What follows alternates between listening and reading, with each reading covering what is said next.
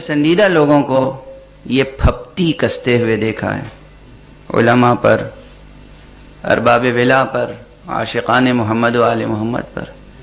جب وہ کوئی دعا کوئی چیز بتاتے ہیں تو کہتے ہیں سبحان اللہ. ارے جی ہر مرض کی دوا صلی علی محمد. مذاق اڑاتے ہوئے میں نے سنا ہے، نعوذ باللہ.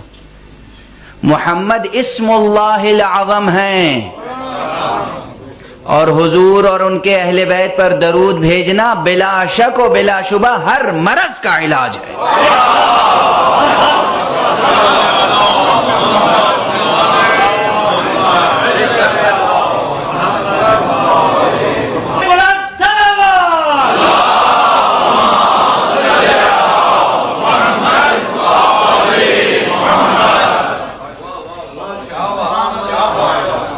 یہ نسخہ لے کر جائیے گا، بھولیے گا نہیں. خدا سے جو طلب کرنا ہو، شفا طلب کرنا ہو، مال و دولت طلب کرنا ہو، علم طلب کرنا ہو، معرفت طلب کرنا ہو، زندگی طلب، جو طلب کرنا ہو خدا سے، پہلے درود پڑھیں، پھر طلب کریں، پھر درود پڑھیں. خدا مجبور ہے دینے پر.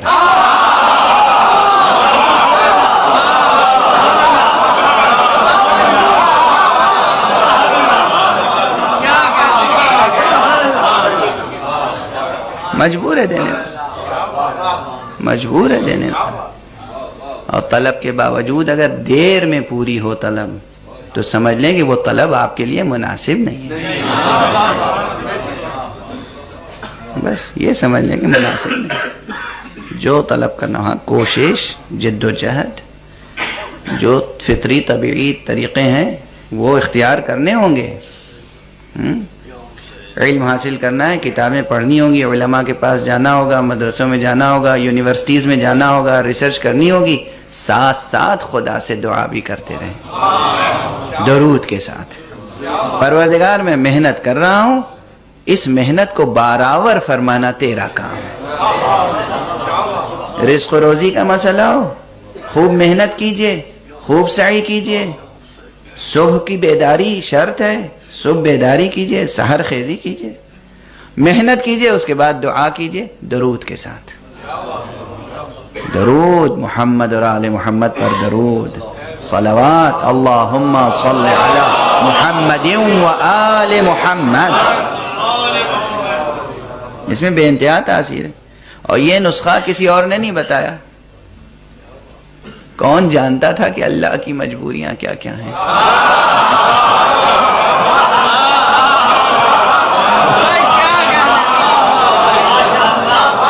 کون جانتا؟ کون جانتا؟ اب آپ سمجھ رہے ہیں میں جو کہہ رہا ہوں.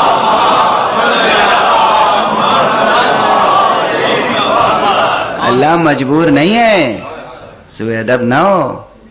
لیکن آپ کی محبت کی زبان، غزل کی زبان، شاعری کی زبان استعمال کر رہا ہوں، شاعری کی زبان استعمال کر رہا ہوں.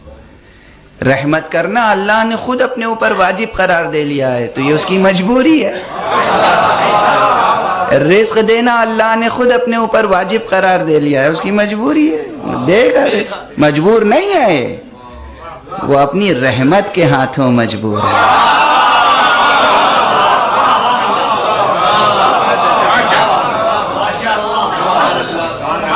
لیکن کسے معلوم تھا؟ جسے معلوم تھا اسی نے بتایا، کسی اور نے نہیں بتایا. مولا کائنات علی ابن ابی طالب علیہ السلام.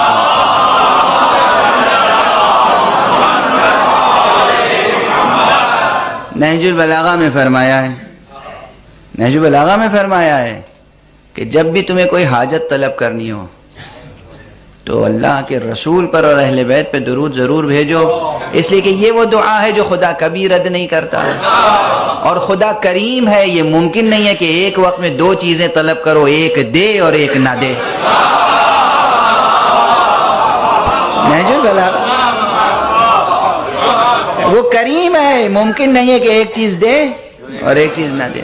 بہرحال تو بات یہاں تک آ گئی کہ اب آپ کے ہاں مجلسوں میں درود کے نعرے کم لگتے ہیں، ہے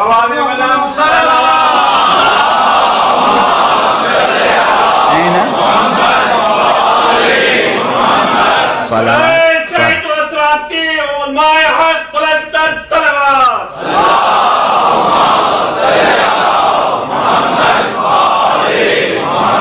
صلوات مجلس عزا کی زینت ہے، صلوات علمی مجالس کی زینت ہے، ہر خطبے میں صلوات ہے، درمیان میں صلوات، آخر میں صلوات، نماز کی زینت صلوات، زینت ہی نہیں نماز کی شرط قبولیت ہے صلوات، صلوات کی بڑی اہمیت ہے۔ درمیان میں آ گئی تھی بات تو میں نے عرض کر دیا، لیکن عرض کیا کر رہا تھا کہ اسم اعظم علی الاطلاق ذات مبارک مصطفیٰ ہے، لیکن صرف ایک ہی نہیں ہے، اسم اعظم علی الاطلاق ذات مبارک مصطفیٰ ہے، لیکن اس کے بعد ذات علی مرتضی وہ بھی اسم اعظم ہے، ذات حضرت فاطمہ زہرا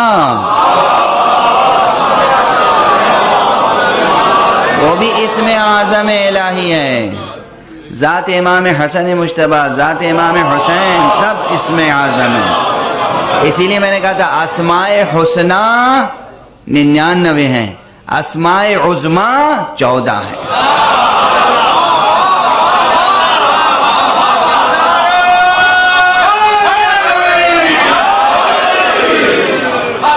اسماء عظمی 14 ہیں، آخری اسم اعظم کا نام بقیت اللہ العظم۔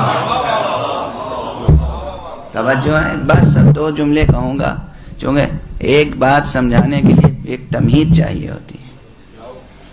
کل میں نے ایک جملہ کہا تھا کہ وجود مبارک و مقدس حضرت صاحب الزمان علیہ السلام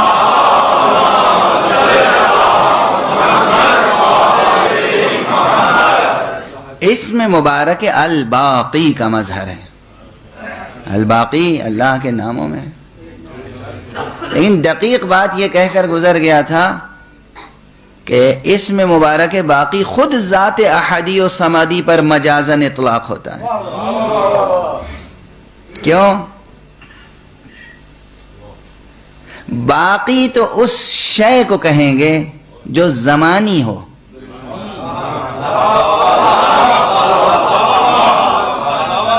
تسلسل و استمرار زمان میں جو چیز باقی رہے، بقا کا تصور زمان کے بغیر ہو ہی نہیں سکتا۔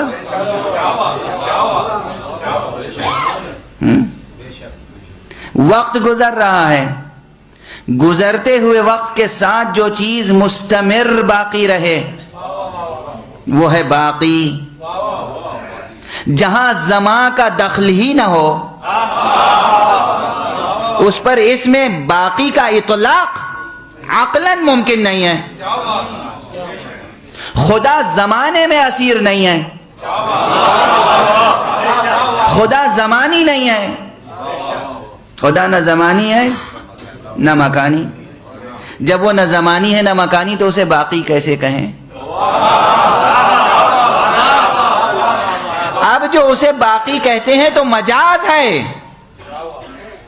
اصل میں باقی کے معنی ہے سرمدی۔ ذات احد سرمدی ہے، ہمیشہ سے ہے، ہمیشہ رہے گی۔ لوگ بلا وجہ میر باقر داماد کے نظریے